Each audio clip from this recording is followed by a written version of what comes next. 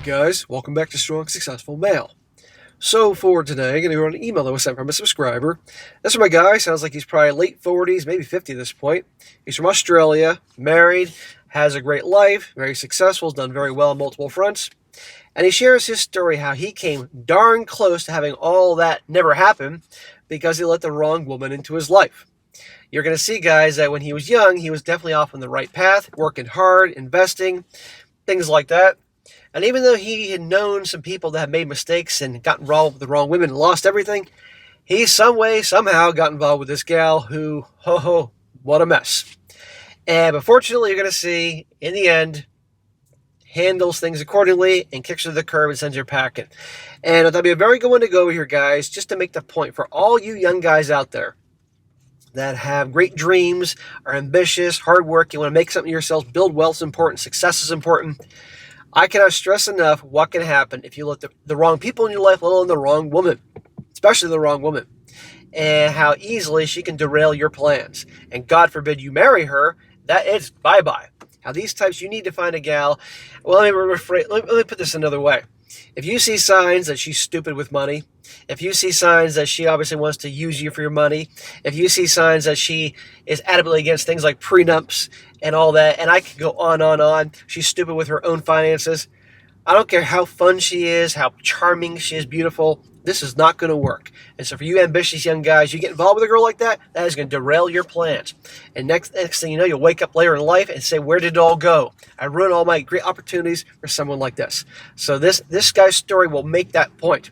And I also might add is that when you start seeing the red flags or major character flaws, you get out of there. It's not just a case of nipping those things in the bud and checking here. There's a point when no, there are things that just, there's no going back, and you head for the hills, as you shall see. He says, Dear SSM, I've been listening to your content for a few years now and wanted to share what I went through when I was a young man and the crap I put up with at the time.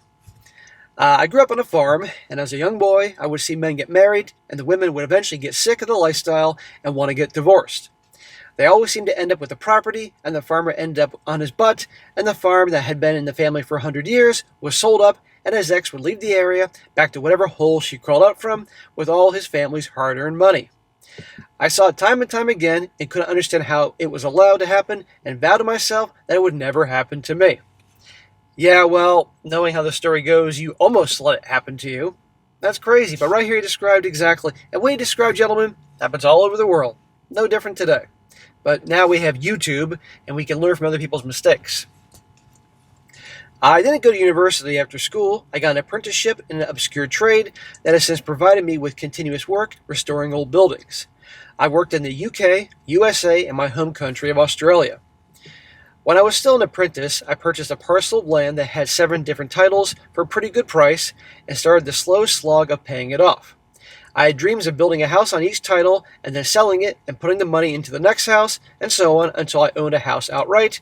Then I got a girlfriend. There you go.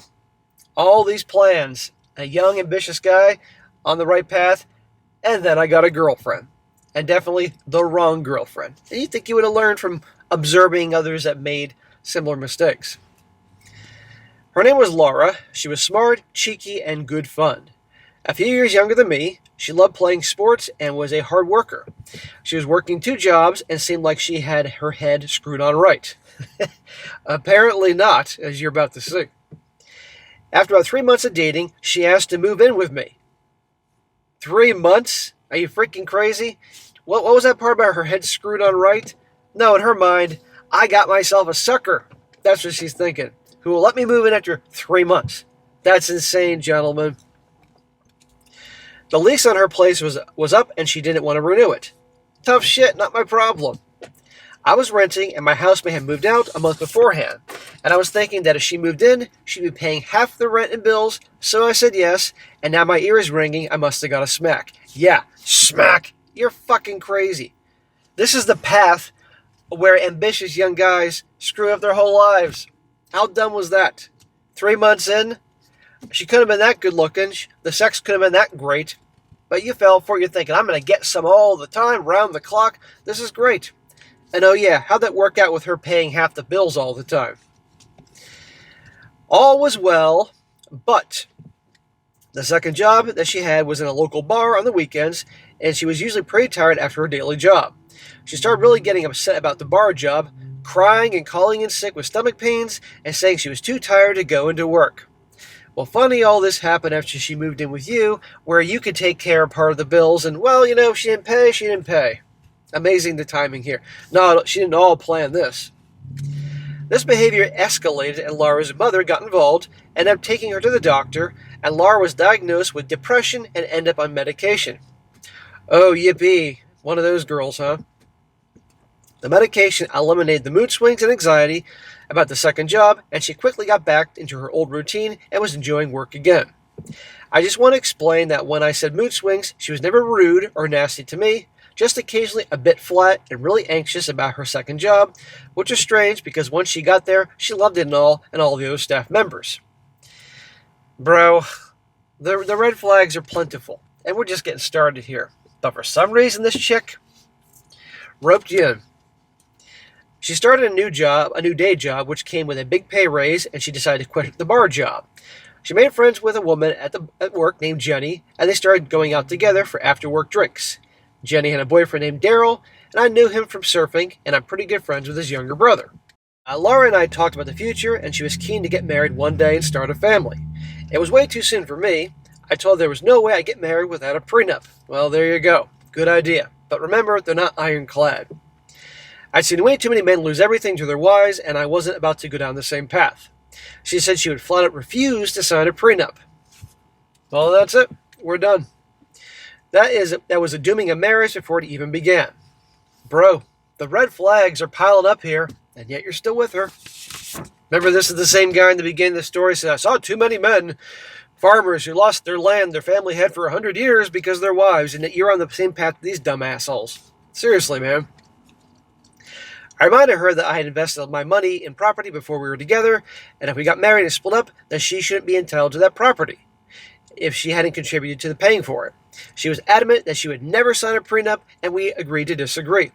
No, that is not one of those situations you agree to disagree because you don't want to, God forbid, go a day or two not getting laid. This is a serious issue.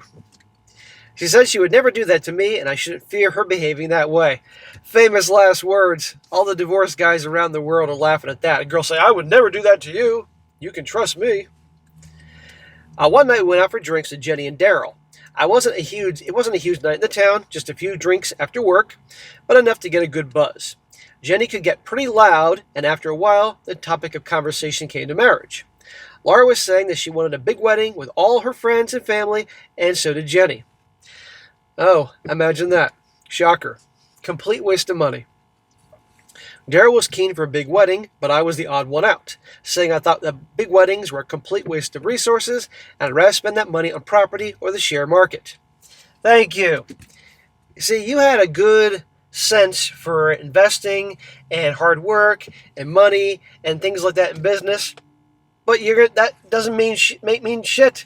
If you're with the wrong girl, that can lead down the path of getting her pregnant or marrying her or something like that. That'll derail everything. I don't know what the hell you were thinking, but you were young and dumb, and like many of us were. Jenny made fun of me and said something along the lines of, it wouldn't matter if Daryl and her got married or not. If he left her, she'd take him for everything he had. And Laura chimed in with the, yeah, me too. All the signs are there, man. It must have been pretty obvious by the look on my face what I thought of that, because Laura wouldn't meet my eyes and went very quiet. She knew she fucked up and that my trust in her had dropped a few levels. A few? She had a problem with mixing her alcohol medication, and if she had too many drinks, she could get really aggressive and emotional. It became a real issue with our relationship. And why are you still with her? What the fuck, dude? Was this the first piece of ass that you ever got any with? You didn't mention a lot of girlfriends prior to her. I know this is from your past, but I gotta say this so guys learn from. This is for you young guys out there. This is stupid shit. Don't do this. Don't let some bimbo, some broad, ruin your life here. All your goals and ambitions that you have when you're young. You see what could happen with a gal like this? It was about a year and a half into our relationship that she said that she wanted to travel. Good, get out of here. I'd always wanted to travel too, but I had a mortgage on my property, and the timing wasn't right for me, so she ended up going alone, and I decided that if she went, she'd be going as a single girl. In other words, you're breaking up with her, not doing this long-distance thing. Good. I wasn't going to do the long distance thing, so she left. She went to London and lived with some friends that she had knew from a failed stint at university. She went to university for a semester and didn't do well and decided to quit. Well, there's a whole big waste of money. She had a year's worth of student debt to pay off that she was avoiding, but I didn't consider it my problem. It was her debt, and I wasn't paying a single cent of it. Well, of course you're not. But don't, guys, all these signs about her character. And not to mention, she's stupid with money. She's a flake. She's an airhead going nowhere in this world. She is not a good match for a young, ambitious guy. But young guys don't think about this stuff. All they're thinking about are the tits and the ass. And how fucking stupid is that? And I know I'm saying this from a perspective of 40-something. I at least was not this dumb when I was young. I'm glad to say about that. Because I was an ambitious young guy and nothing was going to get in my way. But not everybody's like that. But a girl is just going to just rack up debt going to school. I mean, she's a fucking moron. You married her, she'd be a drain on everything you ever had or wanted to make. I read that part. Laura had called a few times, and a few of those times she was drunk and horny. It was pretty funny until I asked her if she had been with anyone else, and all she could say was something like, "I've enjoyed our time apart, but I don't want to talk about it." Translation, she's been hooking up with Nigel and whatever other British names we can think of here. Hugh. Even though she was single, it was difficult to hear. I started partying a bit more and ended up hooking up with a few girls that Laura knew, and word got back to her. "Oh, you're banging some of her friends?" "Yeah, gee, big surprise it got back to her. But you're not together." She rang me and said, "How could you sleep with her friends?" And that I betrayed her. I reasoned that we were single and that she had been seeing people and I had done nothing wrong. She argued that I shouldn't have slept with anyone that she knew, and I laughed at her. She started crying and hung up on me, ha ha ha. Drama, drama, drama. A few months went by, and there was a big swing in property prices in my area, and I decided to sell a couple blocks of my land. I was lucky and tripled my money. Sweet, dude. I sold 4 blocks and kept 3 and paid off my mortgage with plenty of money left over. I invested some of the money and kept the rest. The timing was perfect to go traveling. That's great, man. Okay, you're allowed to reward yourself for some of your success and good investing and lucky timing. Laura was still calling occasionally and had a few of her friends keeping an eye on what I was doing.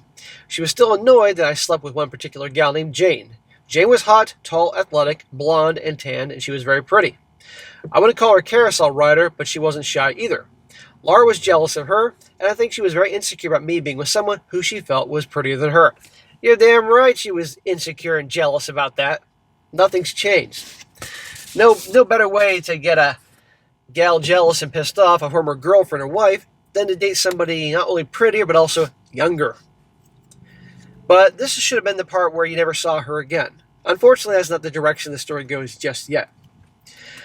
It was to become the start of a few fights down the path. I told her I was getting ready to go traveling. I sold some property and had some money saved up. I was just finishing off a house I was working on for a client and was heading overseas. She offered me a place to stay when I got to London, and I accepted the offer. Smack! "Oh, you're going to bring this dumbass back into your life?" She probably heard, "Ooh, he's got some money, so he can come stay with me, and I can get this dumb motherfucker to spend money on me." That's what she's thinking. When I got there, she met me at the airport and took me back to her place. We pretty much picked up where we left off, and I got a decent job in London where she was living. I bought a van and did a few trips on my own and a few with Laura. Since I was young, I read about surfing, the Spanish and French Atlantic coast, and that's where I went. I lived off baguettes, cheese, and red wine. Well, did you have a baguette, cheese, and red wine belly? I ended up living with her for about a year before the wheels started to fall off. There were a couple of red flags that I could not ignore, and most of them revolved around money. Shocker. Bro, a few red flags? There were plenty of red flags before. Why'd you have to have more here to really make up your mind? I was making good money, working my trade, while she had a receptionist job that was paying okay. She started hassling me to put my money in a joint account with her to save it for a house when we went back to Australia. You'd be out of your mind to put money in a joint account that she got access to. She's proven to be bad with money. I wasn't interested in doing that, and she would get very angry at my reluctance to hand over my hard-earned money for her to take care of. I asked her what to be spent on, if I was to contribute, and I was told groceries, bills, and saving for a house. I thought you already have a house in Australia. I asked her if there was some clothes she wanted and didn't have the money to take from her account. Would she spend from the same joint account? And she said yes. I asked if I could use the money in this theoretical situation to buy tools or surfing gear and was bluntly told no, it's for our future. So if you put money in this joint account, she said she would use it to buy clothes and shit, which I guarantee she would. But you couldn't take money out to buy surfing gear and tools. What's her money is her money. What's your money is our money. That's what or more like what's your money is her money too. And you're still with her, why? Young dumbass. I pointed out the double standard and told her I'd keep my money in my own account and spend it on what I thought was best. And of course she cried and complained that I didn't trust her. Because you don't, and she's not trustworthy, and she's terrible with money. She's using you, dude. I know you're telling this from the future. I tried to reason with her. Good luck with that. You don't reason with crazy. And that if she could spend it, but I couldn't. It was an arrangement that I was interested in, but she became very resentful. Well, of course, because she's not getting her way.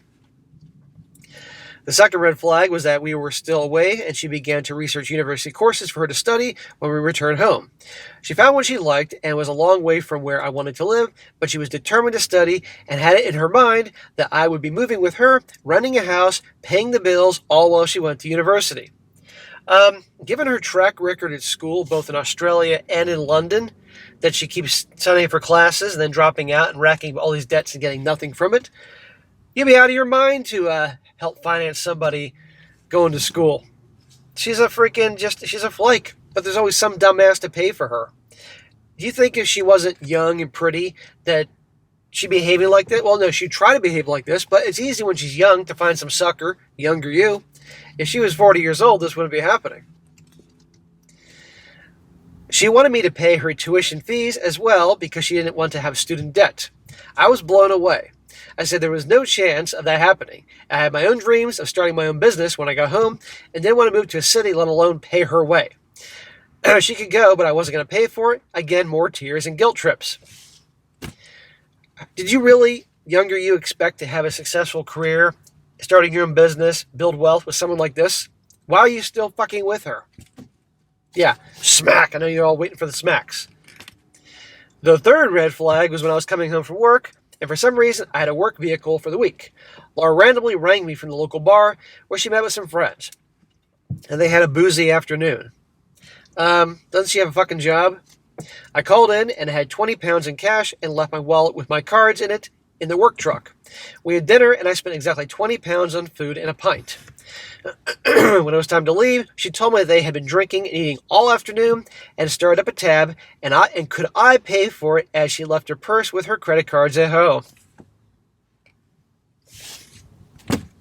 Bro, I don't feel bad for you at all. I haven't felt bad for you for a while at this point because she's constantly showed who she is. Gentlemen, women will show who they are, and if you're still with them because of this, it's your fucking fault. Her and her friends looked at me expectantly, and I said no. My wallet isn't here either. I got 20 pounds, and that's what I'm going to spend on, so I don't have anything to spare. It was super embarrassing for them, but I absolutely was fuming that I'd been taken advantage of like that. Why are you at all surprised? Or why was younger you surprised? You can't tell me that, this isn't the first time she's taken advantage of you. That's why she had you come stay with her. It turns out one of the gals had a credit card on her and paid for everyone else's food and drink except for mine. When we jumped into the work truck to drive home, she started to complain that I'd embarrassed her in front of her friends and the manager. No, you and your asshole friends embarrassed yourselves by not having money. I'm not paying for you assholes. Then she saw my wallet in the truck and exploded that I could have come in and paid for her. I couldn't believe the sense of entitlement. I can't believe the sense how much of a moron you were for staying with her. Red flag number 4. Now this is where it finally does it in, thank God. Red flag number 4 was a little more serious. A little? I pretty much laughed off the first 3, but this one got me very worried. Smack! You laughed off the first 3? They were pretty big ones to me. I used to cycle to work through the parks around southwest London. I was quicker than the train or bus, and I got fit doing so. I generally left around 6:30 in the morning. Laura had a job that had split shifts. Sometimes she would start at 6 a.m., sometimes at 10, sometimes at 2. It was a rotating roster, and she worked at a fancy health spa. She started this day at 10 a.m., and we were meeting a friend who was leaving London for farewell drinks that evening. We had fun that night, but when we got home back to our bedroom, our bed wasn't made, and she started on me about keeping our own room tidy, and she was sick of picking up after me, and that I was a slob. I have a funny feeling you weren't a slob. I have a funny feeling she was a slob. I couldn't help but laughing, which got her even more wound up, and I remember her screaming that I need to start taking her a bit more seriously, and I was lazy for not making the bed. Take her seriously? This fucking flake? This user? When I suggested it would be a waste of time for me making the bed when I left because she was still in it, she shoved me against the wall and tried to put her hand over my mouth to stop my laughter. Now she's getting physical with you. Dude, does she have to chop off one of your parts for you to realize this chick is crazy and trouble?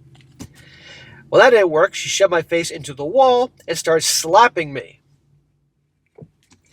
I shoved her off me and onto the bed, and then she screamed that she was reporting me to the police for doing bad things and ran out of the room to call them.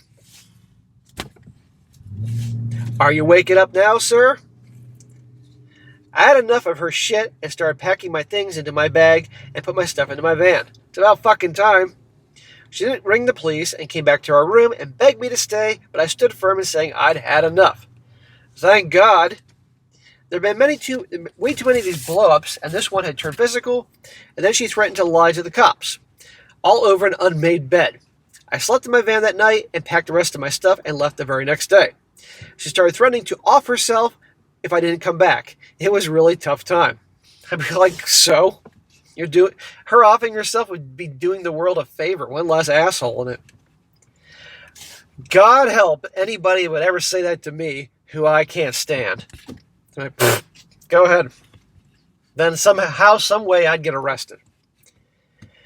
I stayed with some friends while I got things squared away at work, and then I quit my job, hit the road in the van for the spring on continental Europe before returning to London.